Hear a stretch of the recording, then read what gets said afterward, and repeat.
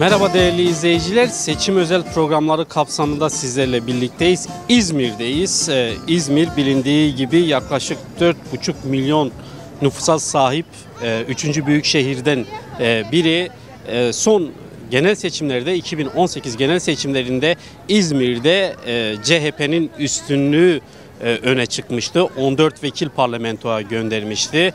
CHP'den sonra ikinci sırada da AKP 8 vekille ikinci sırada yer almıştı. Kalan diğer vekilleri MHP, Halkların Demokratik Partisi ve İYİ Parti ikişer vekille parlamentoya gitmişti. Bugün İzmir'de olacağız. İzmir'de 14 Mayıs seçimlerine doğru gidilirken halkın ne istediğini, taleplerini, kimi tercih edeceğini öğrenmeye çalışacağız. Yapacağımız programla İzmir'de seçimin nabzını halkta, sokakta tutmaya çalışacağız.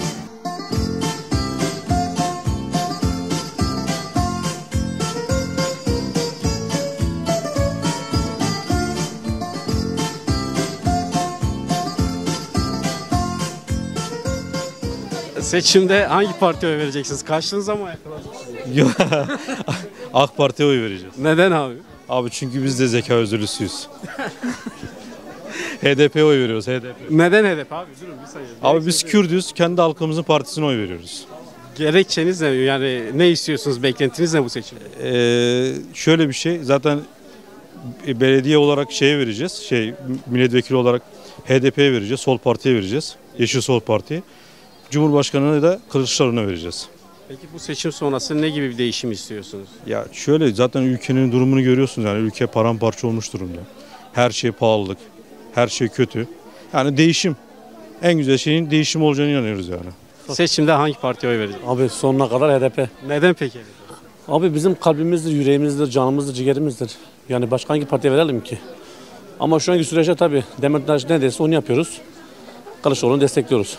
Peki 14 Mayıs seçimlerinden beklentiniz ne seçim sonrasında? Sen bana başka bir soru sor, ben sana cevap vereyim. Ne sor bana biliyor musun? Türkiye'de memnun olmadığın 3 şey sor bana. Buyurun 3 şey sayın. Recep Tayyip Erdoğan. Gençliğimiz için Kılıçdaroğlu'na vereceğiz. Peki beklentiniz ne? Yani beklentimiz daha iyi olması için. Parti olarak kime vereceksiniz? Parti olarak da HDP'ye vereceğiz abi. Neden peki HDP? HDP sonuna kadar HDP parti olarak. Benim oyum var. Kime oy verecek? Yeşil Sol. Neden Yeşil Sol? Abi en sevdiğimiz bizi savunan o. Diğerleri yani bugüne kadar onlara oy verdik. Hiçbir yerde bizi savunmadılar. Söylediklerinin hiçbir şeyin de arkasında durmadılar. Onun için Yeşil Sol. Peki beklenti ne bir genç olarak? Abi beklentim Isıtırız biz orayı da ısıtırız gel. ekonominin iyi olması. Bunlar gitsin inşallah olacak hepsi. Yani yok vereceğim parti biliyorum ama Kim hangi parti? yok söylemiyorum o bende kalsın ama. Peki mevcut gidişattan memnun musunuz? Yok Hayattan memnun musunuz? Değiliz. Neden değilsiniz? Yani görüyoruz artık ortamı görüyorsun her şey ateş fiyatı insanlar zor durumda. İntiharlar insanlara kimseye bir ayağını çek o tarafa git diyemiyorsun. Çünkü herkes birbirine dolu yani. Niye? Geçim sıkıntısı, hayat sıkıntısı hepsi var bizde. Onun için memnun değiliz hayatı. Ama tabii ki değişim içinde değişim olsun yani. Onda var. Teşekkür ederiz sağ olun. Seçimde hangi partiye oy vereceksiniz? Ne, kime verirsin? Ne diyorsun? Nasıl gidiyor? İyi valla. Kime oy vereceksiniz? HDP. Neden HDP olacak? HDP. Öyle. Yani Yeşil Sol. Çünkü HDP... Yeşil sol. Yeşil sol vereceğim. Peki neden yani? İnşallah daha güzel olur. Daha iyi olacak. Ben parti söylemeyeyim. Neden? Şimdi vardır bir aklınızda, gönlünüzde bir parti. Söylemeyeyim çünkü sonrasını bilemiyoruz. O yüzden gerek yok. Peki Nereye gideceğimiz belli, neye vereceğimiz de belli. yani korktuğunuz için mi hangi partiye oy vereceğinizi söylemiyorsunuz? Evet kesinlikle. Ama baharlar gelecek inanıyorum. Evet. Peki sizce mevcut gidişat nasıl izleniyor? Mevcut gidişat yani kötü. Kötü. Hayırlısı değil. Genç olarak bu seçimden beklentiniz ne? Seçimden beklentim genel itibariyle gençlerin daha rahat edeceği, istediği şeylere sahip olabileceği bir şeyler başarması ve bunları rahat rahat alabilmesi.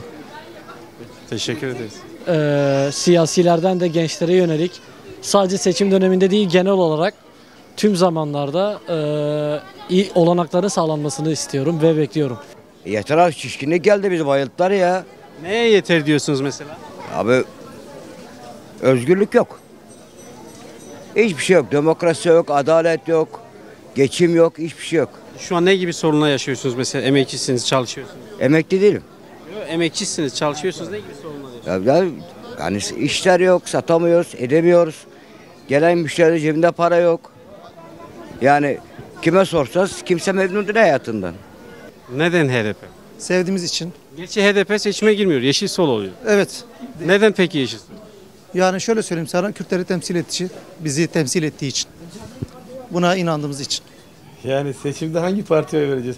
Sen şu mikrofonu rahat rahat tutabiliyor musun şu anda? Çok rahat mısın bu konuda mesela? Değilsin değil mi? Yani düşün. Peki cevabınız? Yani AKP karşısındaki herkes oyumu veririm ben. Sizin şimdi vardır bir kafanızda bir parti. Kılıçdaroğlu'na vereceğim tabii. Parti Kılıçdaroğlu. olarak kim vereceksiniz? Ya parti benim partim HDP'dir.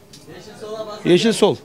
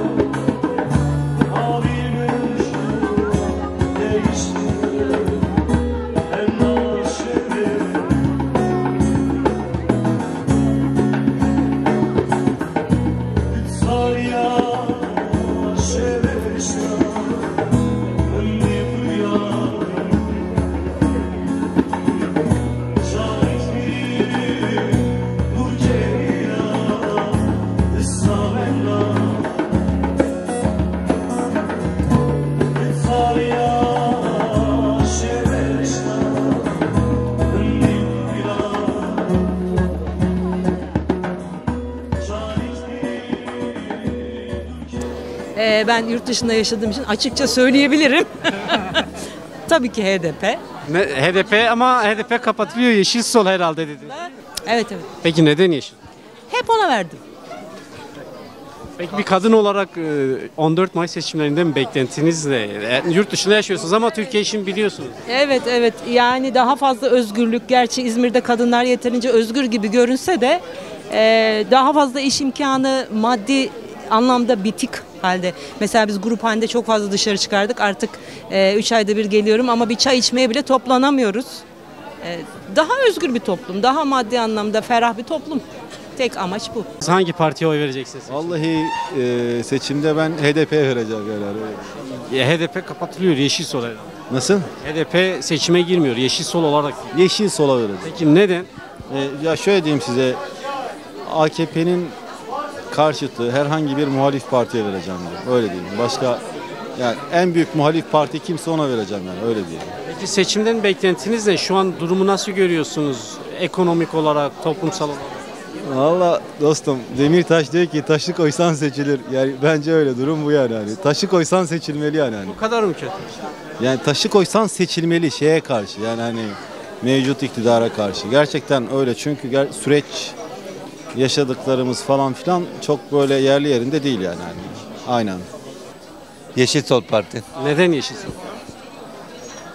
Çünkü şu anda mantıksal açıdan en doğru gelen muhalefeti o yaptığı için Yeşil Sol Parti. Peki Yeşil Sol Parti'ye oy verirken gerekçeleriniz özellikle neler? Hangi konularda? Ekonomik olarak mı, toplumsal olarak mı? Yani ülke gündeminde yani şöyle Kürt hareketiyle ilgili, Kürt sorunuyla ilgili en mantıksal çözüme en yakın olan parti Yeşil Sol Parti. Artı diğerleri hemen hemen hepsi birbirine benzeyen sistem partileri zaten. Çok bir farkları olduğunu düşünmüyorum. Beklentiniz de seçimde? Seçimde beklentim Kemal Kılıçdaroğlu'nun Cumhurbaşkanı olması, muhalefetin Yeşil Sol Parti ve Türkiye İşçi Partisi'nin de 100'den fazla milletvekiline sahip olması. Abi merhabalar. Seçimde hangi partiye oy vereceksiniz? Hangi parti? Milletvekiline Yeşil Sol. Neden Yeşil Sol? Ya fikrim onlara uygun. Onları da bir görmekte yarar var diye düşünüyorum. Daha demokrat görüyorum. Peki sizce seçimde bir değişim şart mı? Ülkenin tablosu nasıl görüyorsunuz? Mutlaka şart. Zaten bir insan en fazla 2 dönem yapması lazım. 2 dönemden sonra bence Olmaması daha doğru olur. Peki ekonomik olarak sizce bu seçim neden önemli? Ekonomik olarak insanlar bence örneğin Cumhurbaşkanı adayına da zaten Kılıçdaroğlu'na vermeyi düşünüyoruz. Değişmesi insana bir moral olur diye düşünüyorum. Teşekkür ederiz abi. Ya. Aynen katılıyorum. Kime oy vereceksiniz? Dediği gibi. Hangi parti ama? Yeşil Sol Parti. Neden size göre neden Yeşil Sol Parti? O şekilde yani. Memnun musunuz peki gidişattan? Değil. Kötü. Neden değilsiniz? Ya piyasa kötü. Yani alışveriş yok. Millet bir şey alamıyor. Her şey uçtu. Her şey pahalı. Bu şekilde. Teşekkür ediyoruz. Sağ olun. Seçimde Yeşil Sol Parti'ye oy vereceğim. Neden peki Yeşil Sol Parti? Biz devamlı onlara veriyoruz abi oyumuzu. Ne istiyorsunuz peki bu seçimden? Beklentiniz? Vallahi bir değişiklik olsun yani artık 20 yıldır hep aynı iktidara veriyoruz diye bir değişiklik olsun. Seçimde hangi partiye oy vereceksiniz? Demirtaş'a vereceğiz. Neden? Demirtaş cezaevinde bu arada, aday da değil. O kimi söylerse ona vereceğiz. Yeşil Sol diyor. Aynen. Neden peki? Oncuyuz biz, Kürdüz. Kendimize oy vereceğiz, öyle diyelim. Peki beklentiniz ne bu seçimde?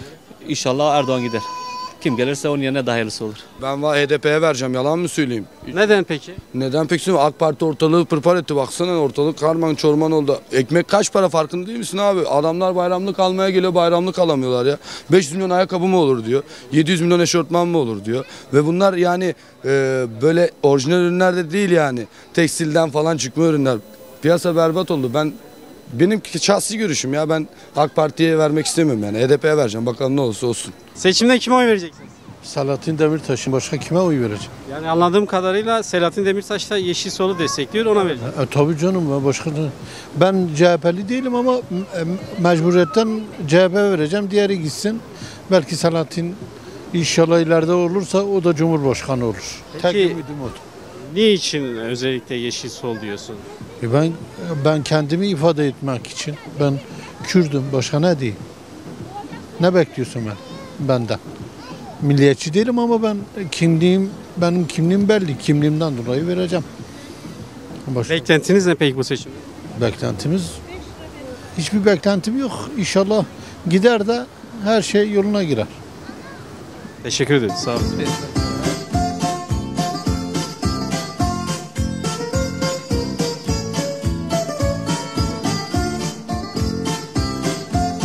Evet değerli izleyiciler, seçim özel programlarına devam ediyoruz. İzmir'deydik. İzmir'de 14 Mayıs seçimlerine doğru gidilirken halkın nabzını tutmaya çalıştık.